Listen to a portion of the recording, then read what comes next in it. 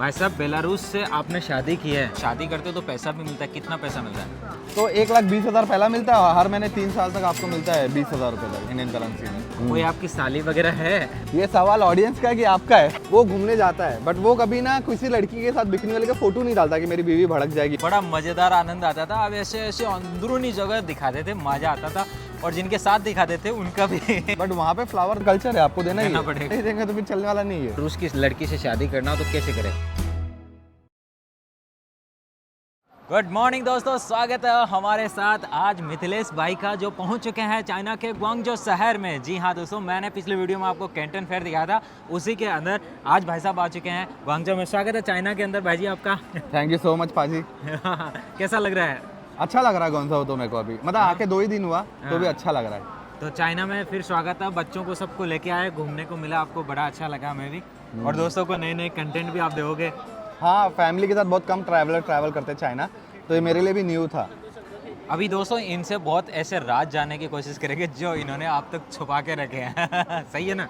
ना ऐसा तो कोई राज छुपाया नहीं है, मोस्टली तो लोगों को पता ही है। तो भी अगर कुछ आपके मन में क्वेश्चन रहेगा तो पूछो बिंदास। फिलहाल दोस्तों यहाँ का इन्वायरमेंट दिखाता हूँ, कहाँ हम खड़े हैं अभी। फिलहाल हम खड़े हैं यहाँ ग्वांगझो साउथ के रेलवे स्टेशन पे, और मैं यहाँ से जा रहा हूँ ईवू के लिए। सामने की तरफ बहुत सारी यहाँ पे गाड़ियाँ लगी हुई है। कैंटन फेयर होने की वजह से अभी भीड़ भी बहुत ज़्यादा है, और जो मिथिलेश भाई है वो अभी यहाँ पहुँचे हैं छोंगचिंग से। मिथिलेश भाई, सब लोग ना आपसे उतर जाना चाहते हैं। क्वेश्चन उनका ये है कि भाई साहब बेलारूस से आपने शादी की है, कोई आपकी साली वगैरह है? देखो दोस्तों, आपके लिए मैंने ये सवाल पुटअप कर दिया है। अब ये बताइए भाई, किसी बेलारूस या रूस की लड़की से शादी करना हो तो कैसे करें? ये सवाल ऑडियंस का है कि आपका है? मेरा नहीं है। ये कैसा हो गया मालूम क्या, किसी और के कंधे पे बंदूक रख के चलाना वैसा हो गया। बट किसी को भी शादी वादी करना है तो मैं यही बोलूँगा कि पहले ना ट्रैवल करो उस कंट्री में। देखो, आप अपने घर पे बैठोगे, आप सोचोगे कि उस कंट्री में मेरी शादी, मेरी गर्लफ्रेंड हो, तो वो पॉसिबल नहीं है। ऑनलाइन डेटिंग कर सकते हो, बट आपको रियलिटी में उस चीज़ के बारे में जानना है तो उस कंट्री में आपको ट्रैवल करना पड़ेगा। जैसे आप अभी चाइना आए, आपको चाइना में आने के बाद ही बहुत सारी चीज़ें पता चली, उसका लैंग्वेज सीखे, और आज आपके लिए बहुत सारी चीज़ें ईजी हो गई। फॉर एग्जांपल लाइक बिजनेस करना और कुछ टूरिज्म करना ईजी हो गया। उसी तरीके से अगर किसी को भी डेटिंग करना है या फॉरेनर वाइफ चाहिए तो उस कंट्री के बारे में थोड़ा बहुत स्टडी करके उस कंट्री में ट्रैवल कीजिए। और पहले तो आप ना टूरिज्म के लिए जाइए, देखिए कि कितना आपको कंट्री जम रहा है कि नहीं, टेम्परेचर, क्लाइमेट, बहुत सारी चीज़ें ना अपने घर पे बैठे बैठे अपने को अच्छा लगता है दूसरे की कंट्री के बारे में। तो सबसे इजी वे बताओ कि इस काम के लिए रशिया या बेलारूस चले जाओ, कौन सा काम है? कौन सा काम? बिजनेस करना? मतलब कोई भी, जैसे हमारे दोस्त हैं जो जाना चाहें, तो टूरिज्म के अलावा कोई काम है जिसके लिए वो डायरेक्टली वहाँ बिजनेस पर्पस से या वर्क पर्पस से जा सके? वर्क पर्पस से और बिजनेस पर्पस से तो भाई मेरा काम तो टूरिज्म का है, तो मैं ये बोल सकता हूँ कि आप टूरिज्म के लिए, टूर के लिए जाइए। बिजनेस का मतलब अभी देखो, आप बिजनेस ना वहाँ पे करना इजी है, बट ना बहुत सारी चीज़ें हैं, क्योंकि लैंग्वेज बैरियर आ जाता है। जब तक आपको लैंग्वेज आता नहीं है तो आप जाओगे उस कंट्री में, आप किसी को कांटेक्ट करोगे वहाँ पे, और वो आपको ना कुछ भी डॉक्यूमेंट वगैरह, तो इसके लिए ना कभी भी जा रहे हो इंटरनेशनली अगर बिजनेस करना भी रहेगा तो इंडियन एम्बेसी, बेलारूशियन एम्बेसी से ही कनेक्ट करना, क्योंकि बहुत लोग स्कैमर भी होते हैं ना मार्केट में, तो इसके लिए वो चीज़ का भी ध्यान देना पड़ता है। मतलब भाई एक चीज़ बताओ, आपके जो कंटेंट में पहले सुंदर सुंदर परियां होती थी, वो वापस कब आएगी? अभी एक ही सुंदर परी है, वो ही बस हो गया मेरे लिए, क्योंकि एक टाइम था मेरा, यंग था मैं, आप लोगों को भी पता है कि मैं सोलो ट्रैवल कर रहा था, और अभी तो मेरी फैमिली हो गई, वाइफ है और एक छोटा बच्चा है, तो अभी मैं फैमिली लाइफ में खुश हूँ। क्योंकि आप भी समझ सकते हो, लोग बोलते हैं कि हमको ना वैसा लाइफ देखना है, क्योंकि मेरे बहुत सारे सब्सक्राइबर थे। फॉर एग्जांपल मैं उनको ही पूछूंगा कि आप लोग अभी शादीशुदा जो पर्सन है वो घूमने जाता है, बट वो कभी ना किसी लड़की के साथ बिकनी वाले का फोटो नहीं डालता कि मेरी बीवी भड़क जाएगी। तो आप सोचिए कि मैं अभी शादीशुदा हो गया हूँ और मैं दूसरी कंट्री में जाके कोई लड़की के साथ कैसे वीडियो बना सकता हूँ बिकनी वाली, तो वो बहुत मुश्किल है। मेरे को भी पता है कि मेरी ऑडियंस को वो बहुत पसंद है कि वो कंटेंट, कि मैं थोड़ा मस्ती कर रहा हूँ, थोड़ा फ्लर्ट कर रहा हूँ, लोगों से नए नए लोगों को फेसेस दिखा रहा हूँ और वीडियोज़ दिखा रहा हूँ, जो पसंद थी लोगों को, बट टाइम के हिसाब से थोड़ा चेंज होना पड़ेगा। वैसे मिथिलेश भाई, चाहे कुछ भी हो, जो आपके पुराने वीडियो होते थे ना, उसके जो सब्सक्राइबर, वो तो भाई साहब आज भी आपको मिस करते हैं। बड़ा मज़ेदार आनंद आता था। अब ऐसे ऐसे अंदरूनी जगह दिखाते थे, मज़ा आता था, और जिनके साथ दिखाते थे उनका भी लोगों का वो अटैचमेंट बना रहता था। कोशिश करते हैं कभी न कभी वापस से आपके लिए कुछ नया इंटरेस्टिंग और आएगा, अभी कुछ यूनिक आएगा। अभी मेरे को लग रहा है कि अभी मैं भी कभी कभी मेरा चैनल देखता हूँ ना, कभी टाइम मिला तो पुराने वीडियोस भी, तो मेरे को भी इंटरेस्टिंग लगता है खुद के, कि मैं था ये, मैं खुद था ये, मेरे को खुद को बिलीव नहीं होता कि ये मैं खुद कर रहा था ऐसा, मतलब घूम रहा था ये वो चीज़ें। बट अभी आप सिंगल हो, सोलो हो, घूमो आप, इसको कहते हैं शादी करने के बेनिफिट्स। तो आप मिथिलेश भाई, आप यहाँ से कहाँ जा रहे हो चाइना के बाद? अभी तो मैंने चाइना का प्लान नहीं किया, अभी गुआंगझो में हूँ मैं, शेंजन जाऊँगा, उसके बाद हांगकांग जाऊँगा, हांगकांग के बाद अभी मैंने उसके बाद नेक्स्ट डेस्टिनेशन प्लान नहीं किया है, देखूंगा एशिया में थोड़े कंट्रीज है वहाँ पे प्लान करूँगा, फिर इंडिया जाऊँगा। मैंने सुना है वहाँ जब शादी करते हो तो पैसा भी मिलता है, कितना पैसा मिलता है? शादी के बाद पैसा नहीं मिलता, ऐसा ऐसा शादी के बाद नहीं मिलता, जब आपको बेबी हो गया आपको उसके लिए सपोर्ट के लिए मिलता है, शादी के लिए पैसा नहीं मिलता आपको। कितना इंडिया के पैसों में देखे तो कितना पैसा मिलता है गवर्नमेंट की तरफ से बेबी के लिए? हाँ हाँ, पूरा जो एक पैकेज तो मिलता होगा ना उधर से? नहीं नहीं, अगर ऐसा नहीं पैकेज वगैरह, अगर हस्बैंड एक कपल है उनको बेटा हुआ तो वो बच्चे के स्टडी के लिए, बच्चे को मतलब जो बेसिक नीड है डाइपर से लेके दूध वगैरह और भी बाकी स्ट्रॉलर वगैरह ज़रूरत रहती है, वो सब चीज़ों की कमी ना हो, अच्छी फैसिलिटीज़ मिले, तो फर्स्ट टाइम पे उनको मिलता है कुछ 4000 rouble, Belarusian rouble, Belarusian 1 rouble 30 के हिसाब के ऊपर नीचे होता है, 30 रुपीज़ पकड़े। लगभग कितना हुआ? तो 1,20,000 पहला मिलता है, हर महीने 3 साल तक आपको मिलता है 20,000 रुपये तक इंडियन करेंसी में। अच्छा, ये भी अच्छा है दोस्तों। अगर वहाँ जाके शादी करोगे तो ये काम भी फिक्स है भाई, इसके अंदर भी आपका खर्चा नहीं लगने का। नहीं, शादी के लिए नहीं, मतलब शादी के बाद आपको बच्चा होगा तो उसके लिए आपके लिए नहीं तो वो बेनिफिट तो है। हमारे इस ऑडियंस वाले करेंगे ना। जब शादी करेंगे तो बच्चा भी होगा। भाई शादी करके खाली ये लगता है लोगों को कि शादी कर लिए, भाई कॉस्ट ऑफ लिविंग, अपार्टमेंट महंगा है, फिर आपका जो स्टैंडर्ड ऑफ लिविंग से आप रहोगे कम से कम 2 लाख रुपया 1.5 लाख रुपया आपको महीने का चाहिए वहाँ पे रहना। तो अगर मैं यही बोलूँगा, अगर आप जा रहे हो जॉब करने के लिए तो जॉब में आप कितना कमाओगे वहाँ पे? उतना नहीं कमाओगे आप, 50,000 60,000, तो उसमें आप घर का रेंट दोगे, कैसे करोगे? आप अगर बिजनेस कोई करने जा रहे हो तो आपको अगर रशियन नॉलेज है आप वो कर सकते हो, और या आपको पता है हर चीज़ के बारे में तो ठीक है, नहीं तो फिर आप खाली ना या तो आपके पास पैसा है, आपने पैसा बनाया है, अभी आपको एक अच्छा लाइफ पार्टनर चाहिए रहने के लिए सब कुछ, तो ठीक है, नहीं तो मैं यही बोलूँगा कि मेरी एक वीडियो थी जिसमें ना बेबी का मैंने पैसा डाला था कि कितना पैसा मिलता है, तो उसको ना इन टाइम ऐसा वायरल हुआ था कि मतलब ना चलो बेलारूस शादी करने, तो मैं वो ना रॉन्ग वे में गया कि मतलब ना चलो बेलारूस में गवर्नमेंट पैसा दे रही है, शादी के लिए पैसा नहीं दे रही है। भाई दोस्तों दे रही है, चलो चलो चलो। चलो चलो भाई, चलो बेलारूस चलो। तो मिथिलेश भाई बताओ, रशिया और बेलारूस जहाँ पे आप रहते हो मैक्सिमम, तो उस जगह इंडियन लोगों की कितनी वो शादियां हो रखी है? ज़्यादातर है या कम है, बहुत कम है, कैसा है? नहीं मतलब है, थोड़े लोगों की शादी, ज़्यादा भी नहीं है कंपैरेटिवली। अभी मेरे पहचान में जो है समझो मैं बेलारूस में 20-25 लोग तो है, मॉस्को में, हाँ मॉस्को में भी है, और ऐसी रशिया सेंट पे बहुत लोग हैं शायद, जो मेरे कनेक्टेड है वो 20-25 है, मगर ज़्यादा है नंबर। हाँ, तो वैसे दोस्तों फायदे का सौदा है, सोच लेना भाई पहले। अच्छा ये बताओ, एक बात बताओ, नुकसान क्या है? नुकसान देखो, ये तो इंडिविजुअल के ऊपर है, अभी हर एक पर्सनैलिटी अलग होती है, तो वो उसको कैसा लाइफ पार्टनर मिल रहा है तो उसके हिसाब से रहेगा। मैं तो ये बोल सकता हूँ कि आपकी लाइफ पार्टनर अगर अच्छा है तो फिर आप फॉर एग्जांपल अगर इंडिया में शादी करते हो, कोई मेरे को पूछेगा इंडिया में शादी कर रहे हो कि फ़ायदा क्या है, नुकसान क्या है, तो इसका आंसर देना बहुत डिफिकल्ट होगा, वो तो पर्सन के ऊपर डिपेंड है। तो सेम तरीके से रशिया, बेलारूस, आप कहीं पे भी शादी करो, यूरोप में करो, चाइना में करो, अगर एक अच्छा पर्सन है मेरे हिसाब से आप उसके साथ कनेक्ट कर रहे हो तो करो, अगर नहीं कनेक्ट कर रहे हो तो कहीं पर भी मत करो। एक बात बताओ, जब आपकी शादी हुई उसके बाद पहली बार जब आप ससुराल गए तो उधर कैसा सीन था, कैसे उन्होंने आपको ट्रीट किया? सेम अपने जैसे ही कि मतलब आप गए ससुराल में, आपका वेलकम होगा, खाना, चाय वगैरह, कॉफ़ी वगैरह, वेलकम, और वैसे ही रेस्पेक्ट करते हैं वहाँ पे भी, दामाद की भी बहुत रेस्पेक्ट करते हैं। बहुत रेस्पेक्ट है। हाँ सेम तरीके से जैसे अपने इंडिया में होता है दामाद की रेस्पेक्ट, वैसे वहाँ पे भी रेस्पेक्ट है। तो वहाँ क्या शादी के अंदर जूते चुराते हैं? जूते नहीं चुराते, उनके अलग अलग रीति रिवाज है।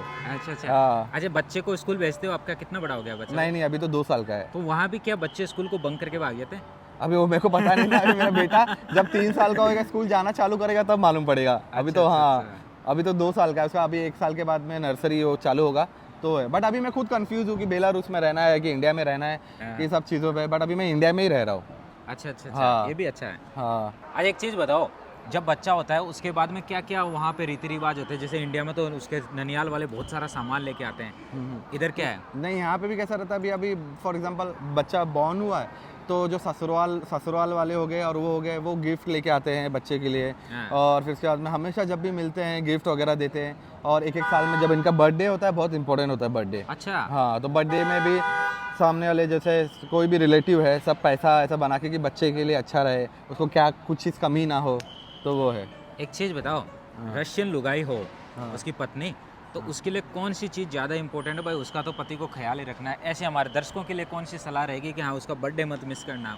नहीं, वहाँ पे बर्थडे भी मिस मत करना, ह्यूमंस डे रहता है, वुमेन्स डे, हाँ। हाँ वो बहुत इंपॉर्टेंट होता है उस दिन अच्छा। आपको ना उनको ट्रीट करना होता है, उनको फ्लावर देना होता है, तो उनके लिए बहुत इंपॉर्टेंट डे है वो। और जो वैलेंटाइन डे उसका क्या है? वैलेंटाइन डे है बट वुमेन्स डे ज़्यादा इंपॉर्टेंट है उनके लिए। अच्छा, वुमेन्स डे और उसका Birthday, बर्थडे, हाँ। इन दो पे जम के गिफ्ट दो। गिफ्ट दो मत दो, मतलब फ्लावर दो एक।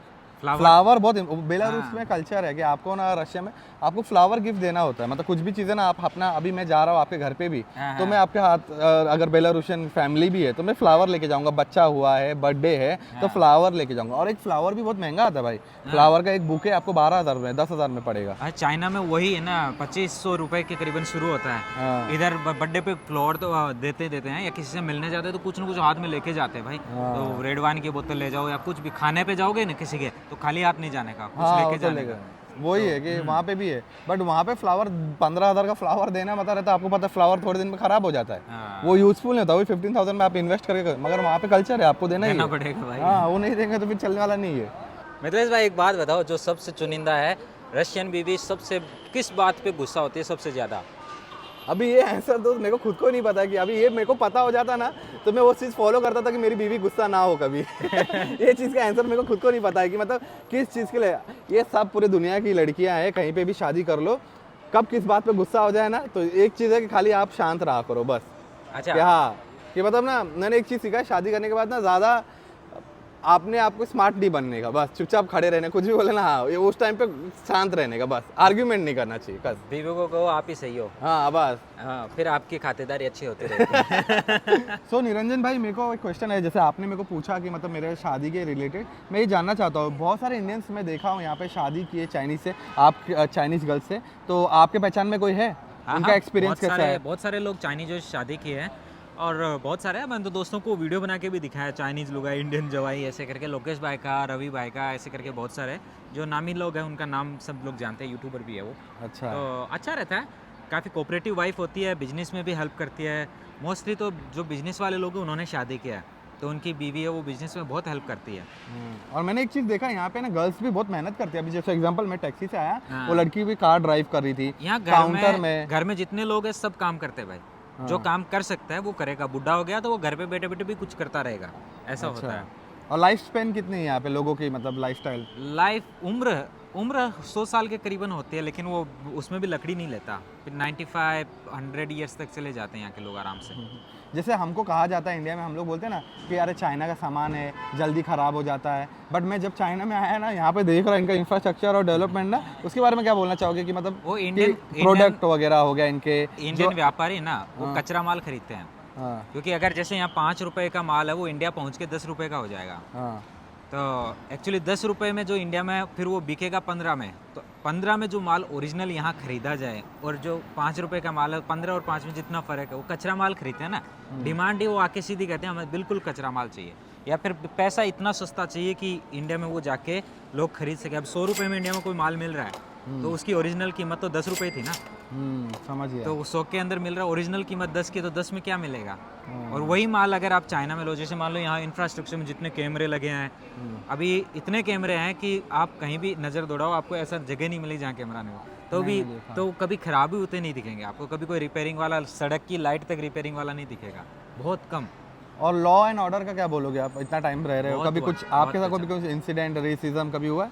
कभी सवाल ही नहीं बनता भाई जी, यहाँ लड़ाई का सवाल नहीं है। लड़ाई होगी तुरंत पुलिस आएगी, दोनों तरीके का रस देखा जाएगा, जो सही है वो सही है, गलत है वो गलत है, चाहे कि कोई फ़र्क नहीं पड़ता आप कौन हो, चाहे कितना ही पैसा हो। और रेसिज्म में बिल्कुल जीरो, मैंने तो आज तक फील नहीं किया। मैंने क्या, मैं जिसको जानता हूँ उसने भी कभी फील नहीं किया। चाइना में एक ही कैटेगरी है फॉरेनर, उसके बाद कोई नहीं, हाँ ये फॉरेनर है, ये चाइनीज़ है, इतना ही है। तो सबकी इतनी रेस्पेक्ट करते हैं, फॉरेनर होने पे तो बहुत ज़्यादा रेस्पेक्ट मिलती है।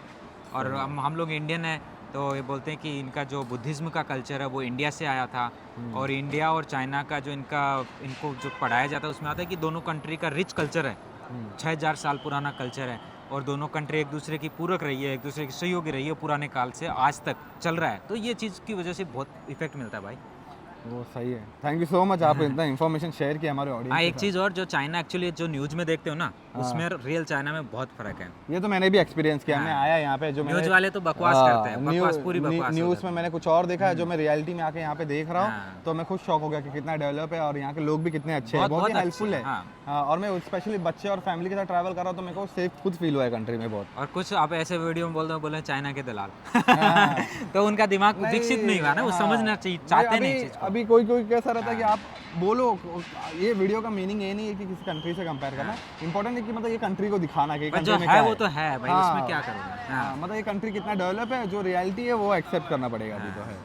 But thank you so much. Thank you भाई जी। तो दोस्तों अब मिथिलेश भाई से विदा लेते हैं, माफ़ी चाहते हैं क्योंकि इनसे ज़्यादा समय आज मैं उनको दे नहीं पाया। जैसे मैंने साइकिल बाबा के साथ आपको पूरे वीडियो घुमाए थे और प्रतीक जैन भाई के साथ घुमाए थे, तो ऐसे ही कोशिश करता मिथिलेश भाई के साथ भी आपको पूरा घुमाऊँ हर जगह का, और नया एक वीडियो लेके आता कोलैबोरेशन में बढ़िया, मगर समय की मजबूरी की वजह से थोड़ी तो दोस्तों अभी मैं जा रहा हूँ इंटरनेशनल कमोडिटी फेयर जो कि ईवू शहर में हो रहा है। उसके बाद मैं जाऊँगा सांसिस है जो राज्य है, उसके अंदर हो रहा है इंटरनेशनल एग्रीकल्चर फेयर। बहुत कुछ नया आने वाला है, इंटरेस्टिंग आने वाला है, और उसमें बहुत ही ऐसी टेक्नोलॉजी आएगी जो यूँ सोचो कि हमारे वहाँ तो मोबाइल में भी नहीं दिखाई पड़ रही है अब तक, और जो यहाँ पे अप्लाई हो चुकी है। इस तरीके से यहाँ का ये एंट्रेंस है। मैं जाऊँगा अंदर प्लेटफॉर्म के लिए, और भाई साहब चले जाएंगे यहाँ से जो यहाँ का जो मेट्रो स्टेशन है उसके लिए। तो दोस्त बहुत अच्छा लगा आपसे सेम मिलके। यार, अच्छा लगा मिलके। और ऑल द बेस्ट आपको भी अपने मेरा वीडियो मन के तो लिए। था आपकी फैमिली के साथ मिलूं, बच्चे से मिलूं और भाभी जी से भी मिलूं, अब नहीं मिलना हो पाया, समय की बाउंडेशन है।